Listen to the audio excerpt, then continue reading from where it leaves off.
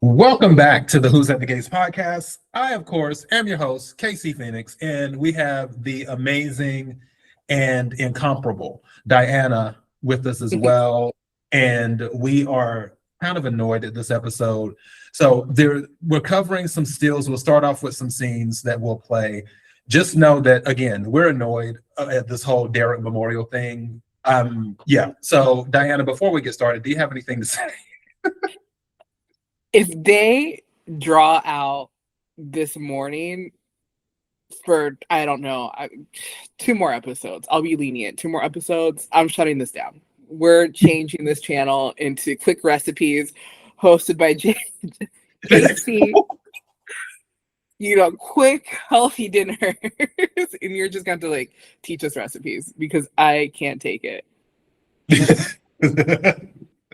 Well, I'm not mad at that. I just made a very healthy tuna melt that I'm eating right now as we're doing this podcast. So totally cool. Let's go ahead and get into this. Ted is approaching Nicole about the whole position, but we're doing the opening part of that where they don't necessarily discuss the position is something else that Diana wanted to bring light to. So let's go ahead and play the scene.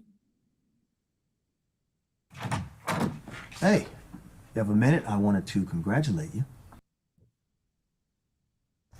Sure, but I can't think why congratulations would be in order. Oh, how quickly we forget.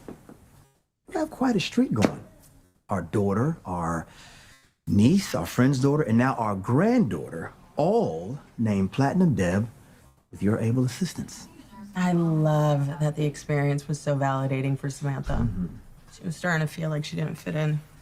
It makes it even worse that punk tried to cheat her out of her big moment. I can't understand why the Belclairs would allow Francesca to be escorted by someone like that. Just immature. Francesca asked him herself. Apparently she was trying to make Samantha jealous. Oh, an idiot like that? Oh, you remember when Samantha got grounded for having a boy over without permission? That was the boy? Yeah. Since you and I stopped living together, I feel like I'm last to hear things like June being our grandkid's mom, or Kat moving in with Anita and Vernon, or Eva sleeping with Kat's boyfriend. Starting to realize how much I relied on you to keep me in the family loop. Cut the cameras. Cut it. What did Ted do when he was married to Nicole? Was he around? Okay, listen. I don't forgive him for any of the comments that he made, but the icing on the cake was I didn't realize I needed you to keep me in the loop when we're together, whatever he just said. So I'm just like, God, even when you were a family unit, he was just doing God knows what. He was just, I've given him a lot of flack for being an absentee father, for not being around. A lot of that was me just joking. This, however, it's Ted, you're making this too easy. How are you confirming all my biases? And, let's not forget, it's just all of the moments that he named, I didn't know their grandmother came into town. I remember when that episode happened, when he talked to June for the first time, and I thought, oh, maybe this is this how it's gonna go. It's a romance, and he's gonna figure out that's his grandchildren's actual mom or what have you. It was gonna be some weird romance arc. No, we just never paid a dust. He just eventually learned that who June was. But this is just ridiculous. Also, you know what? Let's give credit where credit's due. Ted accurately called out Eva sleeping with Kat's boyfriend. Wow. So, we just hit all the important milestones in this family were hit. June, Kat. Can't remember what else he said because I'm so tired right now. But I saw this scene and started yelling. I was like, God damn it, Ted. You can't do anything. I will say, Ted lives a busy life. He is a surgeon. And sometimes he's just not good at keeping track of things.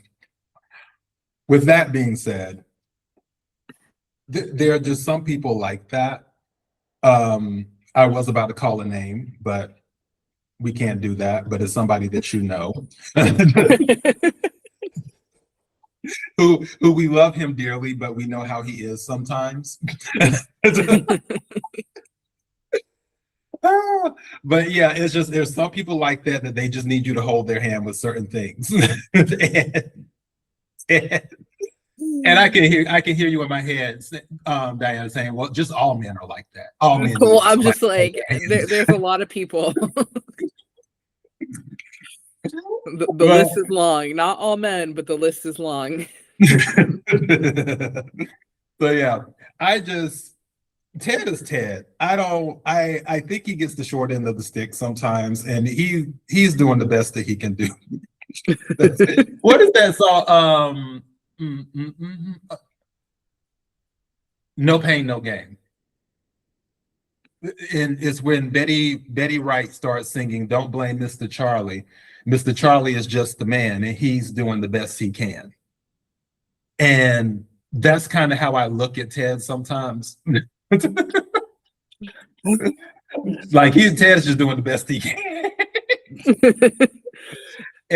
I just, on that note, we'll just, because there's more to this scene, everyone. And there's a funny part, because Diana said this one, I was like, oh, well, there's this other part. And then she was like, oh, I was like, yeah, so we're going to get to that in a minute, but we have to do another one.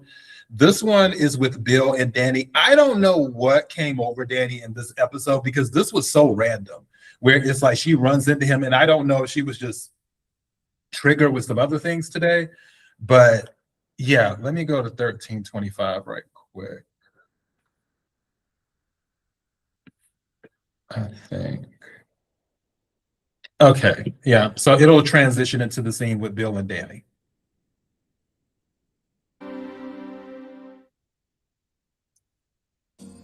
Clearly, I have said too much and shot my post-spa mellow, so if you will excuse me. I will not. I mean, you fired the first shot. I'm not about to let you go without defending myself. Poor, fragile you. When it comes to my ability and my desire to take care of those I love, yes, I am very sensitive about those things, Dani. I freely admit that. Apologies for the psychological wounds. Now, if you'll excuse me. And you brought up Caroline. And yes, she may have covered for me on occasion, but she was not disrespecting you. Far from it.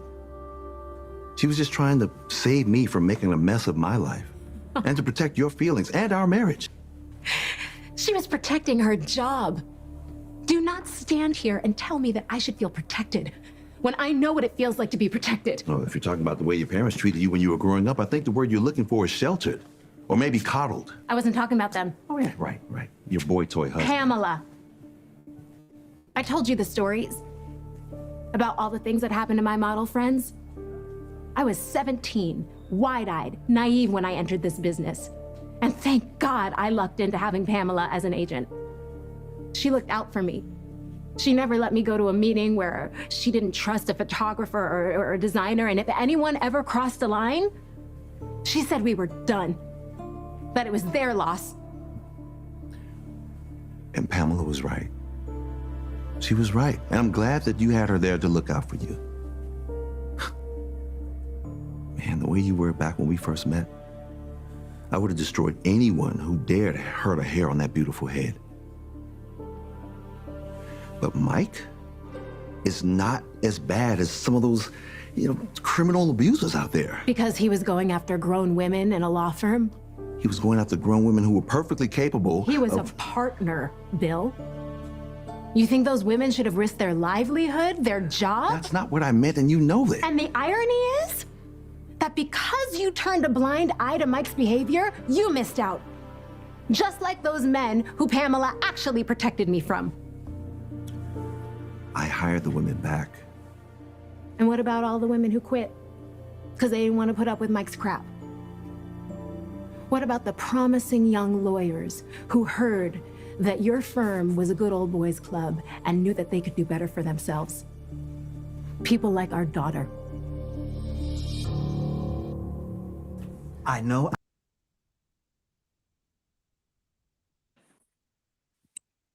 Yeah, what did you make of the scene? I think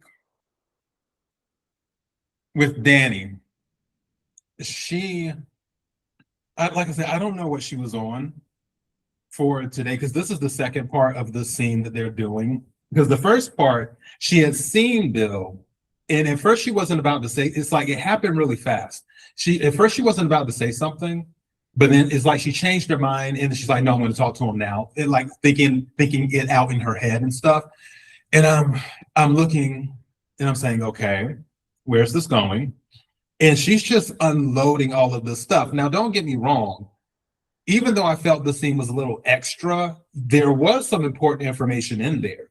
Dani is making it clear in this conversation, the reason Naomi didn't work at your law firm didn't have anything to do really with how different your viewpoints were in things. It was more about Mike and the culture that he had created in that environment, or should I say, the what is it? Hostile? Is it hostile? The hostile and work environment that he's created, and that's why Naomi didn't go work for him. That was an interesting piece of information. You got it, Diane. Yeah, I think it was very interesting how, I mean, I see why maybe this conversation happened or why it needed to happen. The whole situation with Dani's, modeling career and bringing up Pamela, I don't know if it was a stretch to bring that up. Like, I see how they're related. I just don't know if the writers were like, yeah, this kind of fits. Like, let's tie this theme all together, because it is related. I did like that added information. Like, I think it brought more character to who Dani is, rather than just this like wild child who like just went off and did her own thing and forged a path for herself. There was a lot of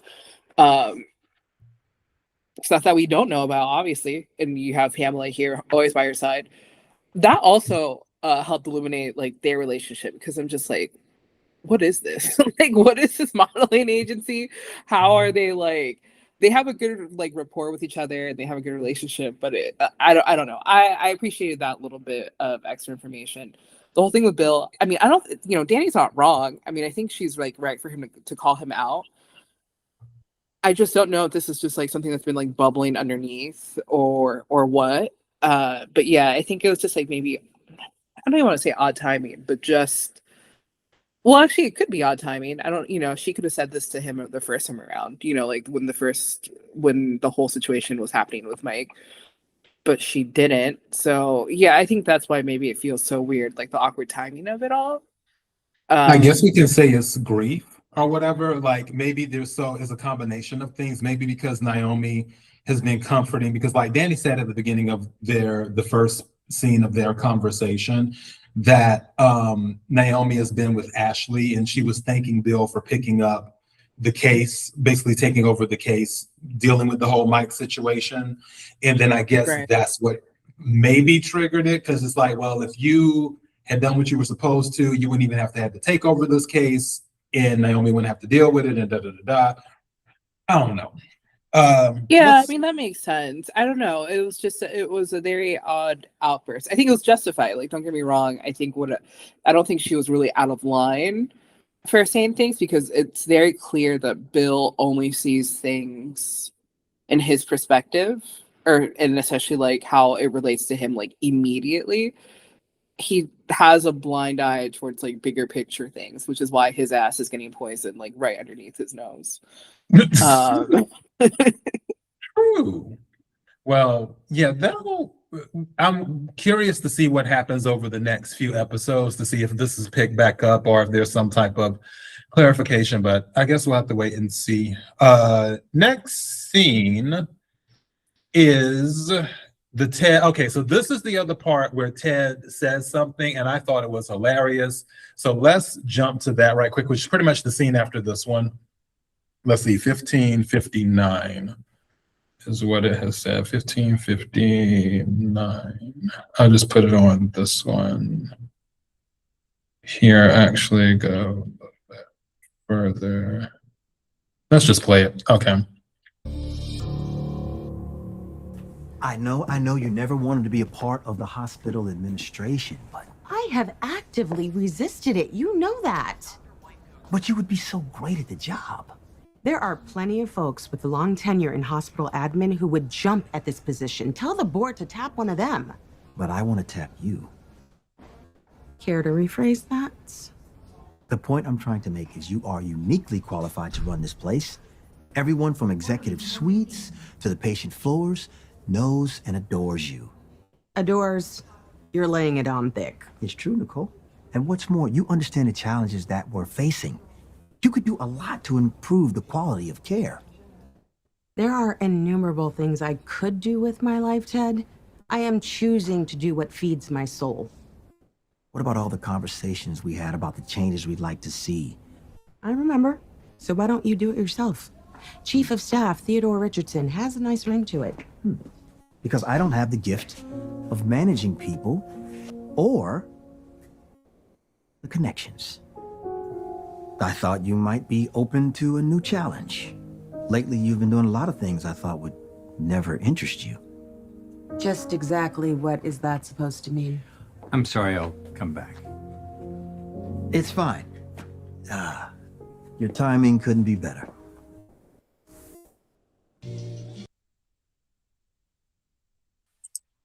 There's a few things to unpack with this. The two of them, I'm trying to get a wide shot, but it doesn't seem like I'm getting, okay, I'll just run with that one. The two of them with Ted and Nicole, when he said, but I'd like to tap you. When she said tap somebody, she's like, no, but I like to tap you. And then Nicole is like, wait a minute. Care to rephrase? And I'm thinking like, Nicole, you dirty, dirty girl. That man was not even bringing up sex, but because your mind is in the gutter, you're like, oh, he trying to tap me. No, Nicole, you're the one having fantasies about him. No, he had a smile on his face. He knew exactly I was literally what about he was to say doing. that. I was gonna say he had a smile on his face, but Nicole, yours was. See, Dana, we think so much alike. Like that's why we're like yin and yang, yin and yang. Yeah, this works. He had the smile on his face because of Nicole with her rebuttal, where she's like, "Care to think you care to rephrase that?" And then he was feeling himself because again, her mind went to the gutter. He wasn't talking about that. Her mind went to the gutter, and because it went to the gutter, he's like, "Oh, so you still do think of me that way? Let me pop my collar right quick," you know. He thinks he's so smooth. And he can't even he has to have a whole army try to persuade her to do one thing. He can't get anyone in his life to do something. Like it's just almost pathetic at this point. And it's just like, how many times does she have to say no? Yeah. Well, see now, also he did admit he doesn't have the gift of managing people, which goes back to him not being able to keep up with things. So he admits it because he's like, no, Nicole, you should do this. Like, I don't have the gift of managing people. And then he's like, also, I don't have the connections. And I think it was very, like, I'll just say admirable, for lack of a better word, for him to just be blunt and say it like that. So, yeah. But I think Nicole will end up taking the position. I think so, too, which is what I hate. Hell, give it even at this point. I don't know, like, what could go wrong? I mean, she's been doing a great job.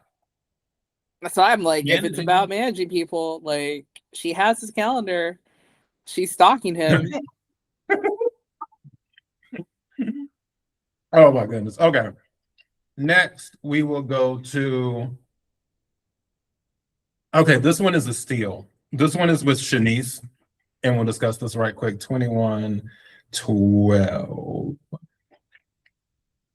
or 11, I guess. That's fine. We'll go with this one. So let's be clear, Gators. We do not want to really cover this memorial because where was the energy at when Doug died? some people in the streets have been talking about that. Diana told me about it right before we started the show. And I'm like, this doesn't surprise me. And again, I didn't even think about that because I was thinking like, and that's why I was thinking Doug came back to life, because technically we never saw a memorial. All we heard about was a funeral or something like that or whatever. But we never saw a body, never saw a memorial, never saw any type of grief over an extended period. I mean, by the time Doug was cold in the ground, if he's dead, Vanessa was already in Joey's arms. So she didn't really, I mean, she grieved, but it was for like an hour or so. It wasn't that long. And then the only, really quiet as it's kept, the only person who's still grieving Doug is Deanna. That's it. Because Darnell's over it, Vanessa's over it. The friends and family of Fairmont Crest, they haven't really mentioned Doug. I guess Vanessa feels she's done her part, and Joey feels he's done his part because the clinic is named after Doug, which Vanessa did started a scholarship in Doug's name. That's great. But nobody has grieved Doug like they grieved Derek.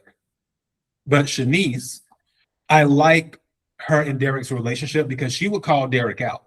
She'd flat out tell Derek, like, you're wrong for doing this, or something that she didn't agree with. And I respect that. So yeah, Diana, you got it. I'm glad people are grieving. I guess. I have nothing for this memorial. Y'all, I watched this live when it came on in my time zone, and what a mistake. I was like, I can't fast forward this. That's my comment. What a world. Okay, what's the next deal? Oh no, I'm looking. Oh, okay. Let's do this one with Kyle. 2612. Okay, 2612.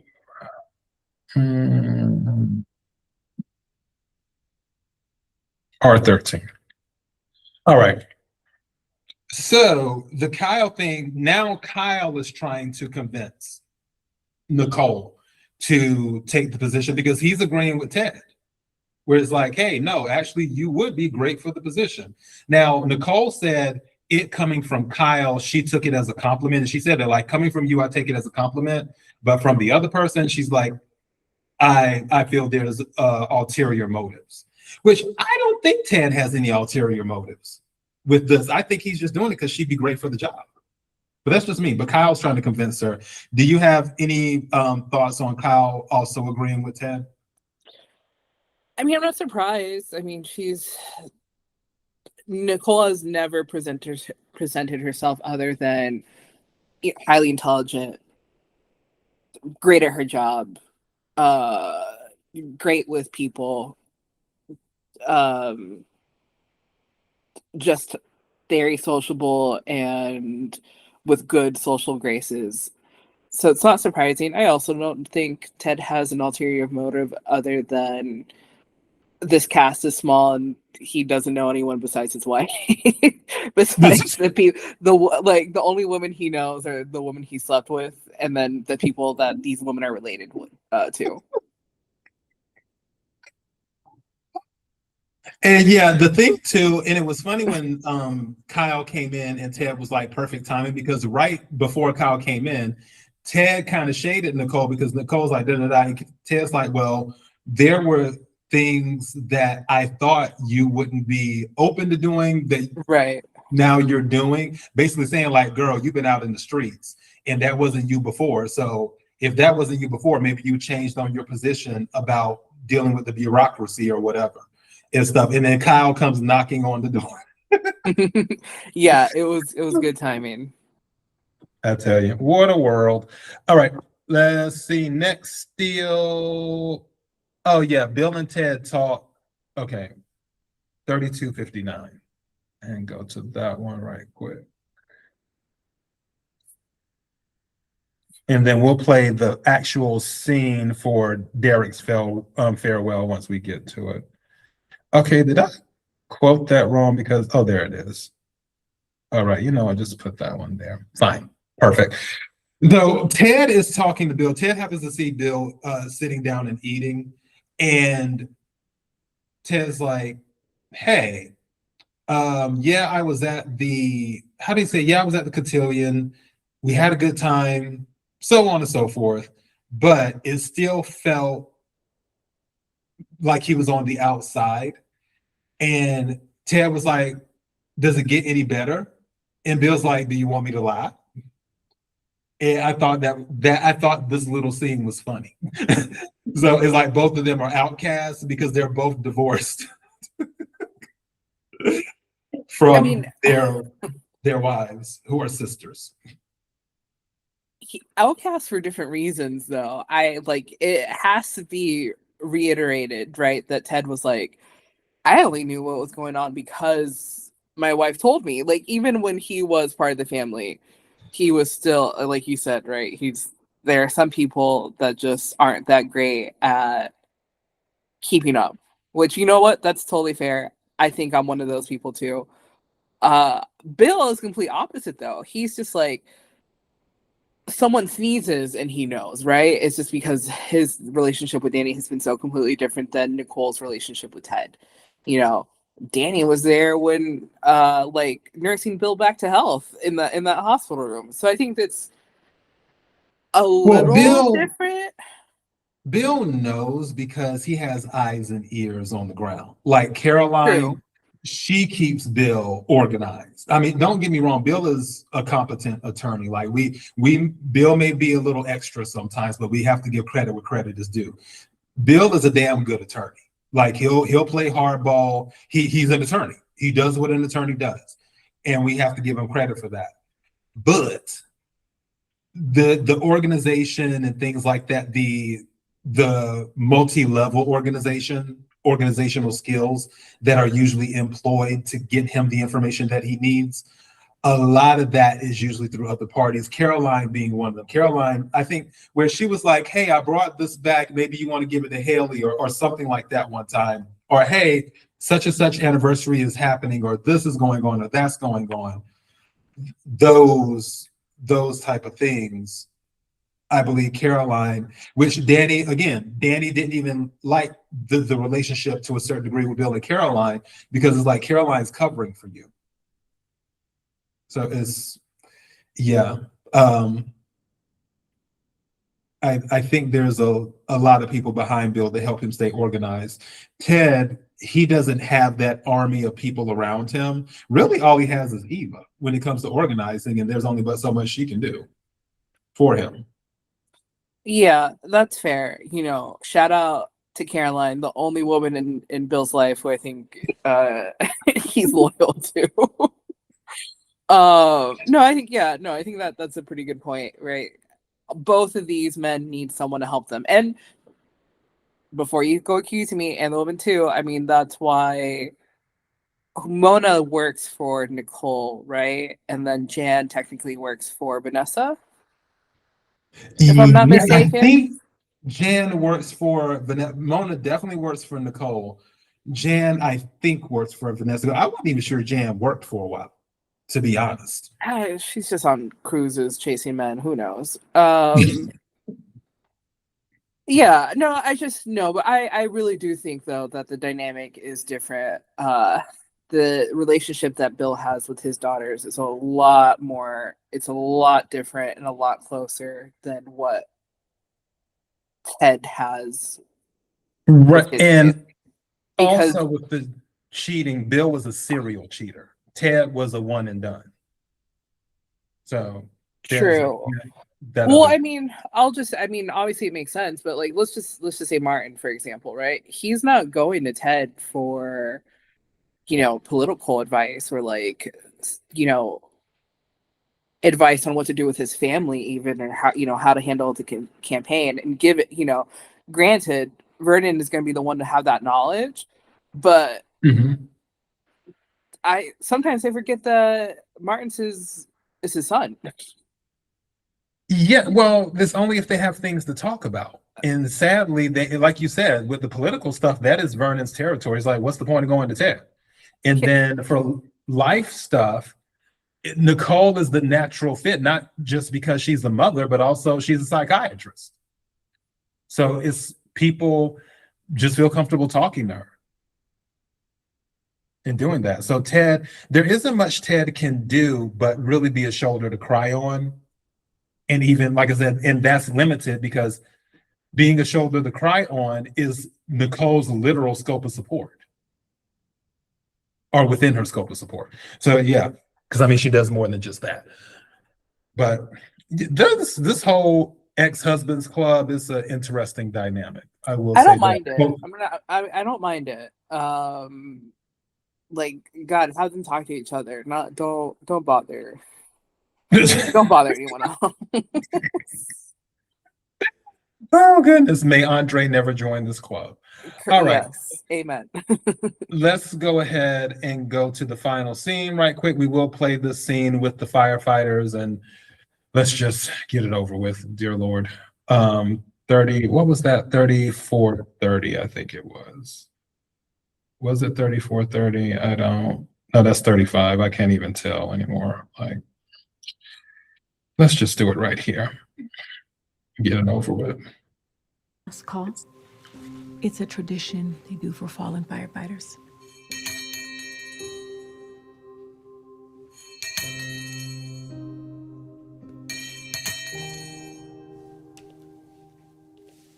Dispatch to firefighter Baldwin. Dispatch to firefighter Baldwin. Firefighter Baldwin has answered his final call. Please sign him off duty. Firefighter Baldwin has completed his duty here on Earth. Thank you, sir, for your selfless dedication and sacrifice. Rest easy. We have the watch from here. Dispatch cleared.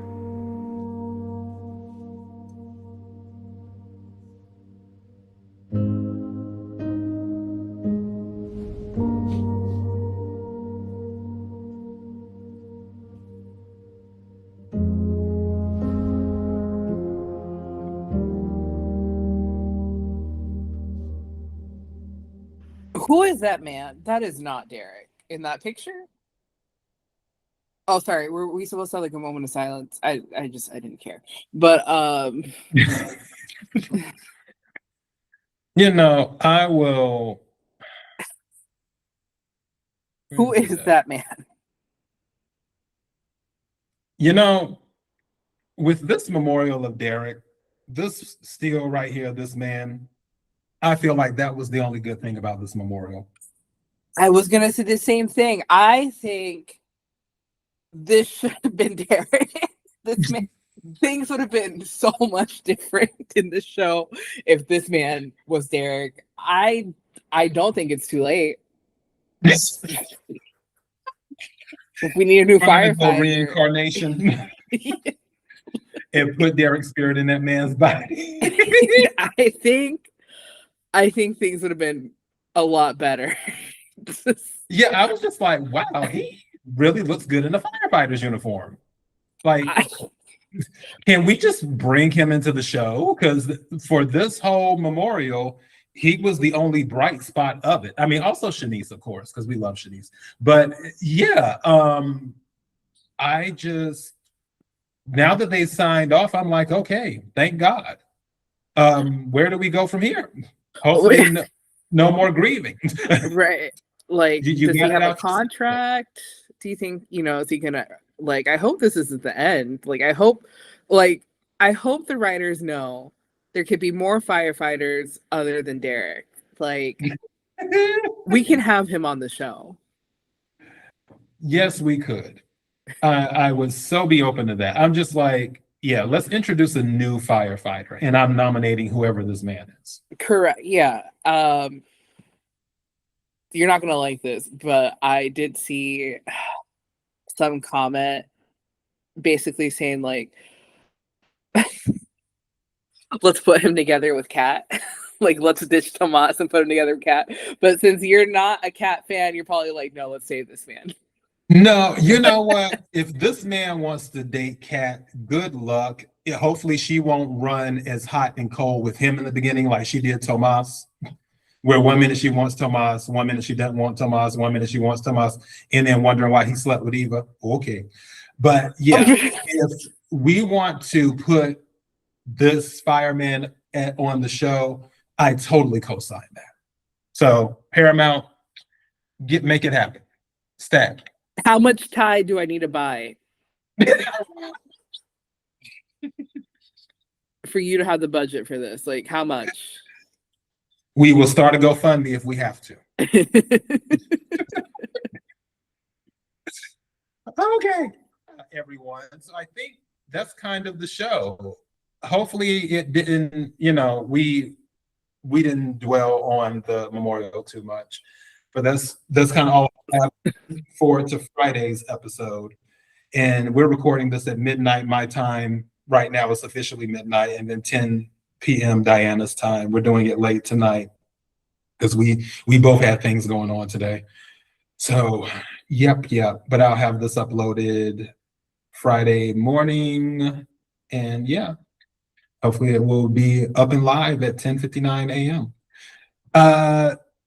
Diana, did you have anything else before we decide to check on out of here? I'm just serious about that Tide, y'all. Like, how much? Let's get this man on the show. Let's start a petition.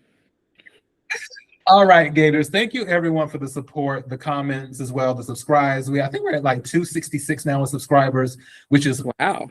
If you're listening to this podcast on YouTube and you haven't subscribed yet, what are you doing? You got to subscribe so you can get all the stuff, because we're about to launch more than likely some new types of videos, and we're about to do a few tests just to see how our subscribers react and how the algorithm reacts. So yeah, that's kind of what I have for you. And I think that's it. Lots of love, peace, and blessings and everything else. Until next time, Gators. Bye.